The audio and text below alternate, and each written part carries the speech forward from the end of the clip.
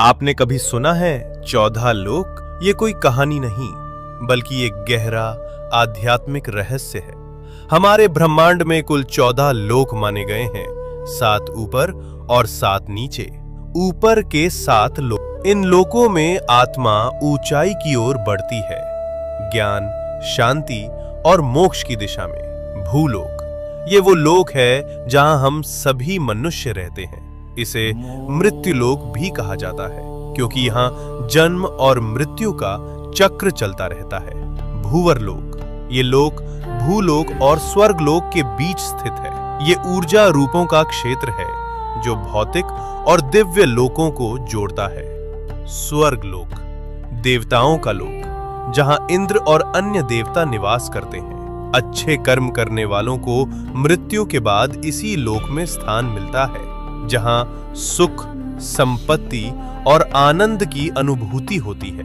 महरलोक, ये दिव्य ऋषियों, तपस्वियों और महान आत्माओं का निवास स्थान है, जहां वशिष्ठ और विश्वामित्र जैसे महान ऋषि तपस्या करते हैं। जनलोक, इस लोक में वे आत्माएं निवास करती हैं जिन्होंने ज्ञान और ध्यान में परम सिद्धि प्राप्त की होती है।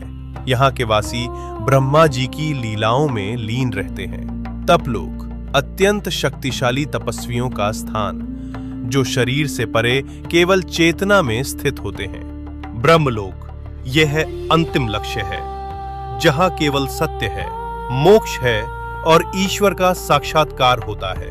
इन ऊर्ध्व लोकों में आत्मा का जाना मतलब है धीरे धीरे शुद्ध और जागरूक होना। अब बात करते हैं नीचे के 7 लोकों की। यहाँ भोग, मोह और भ्रम ज्यादा होता है। अतल लोक, राक्षसों और मायावी शक्तियों का घर।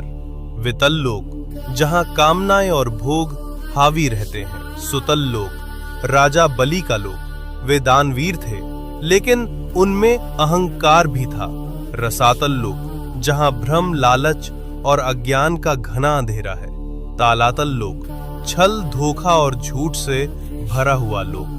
महातल लोक, जहां अंधकार और अहंकार का बोलबाला है। पाताल लोक, सबसे नीचे का लोक, तामसिक ऊर्जा और इच्छाओं का केंद्र। लेकिन इन सब का मतलब सिर्फ बाहरी दुनिया नहीं है। ये 7 लोक हमारे भीतर की नकारात्मक सोच और कमजोरियों का प्रतीक हैं।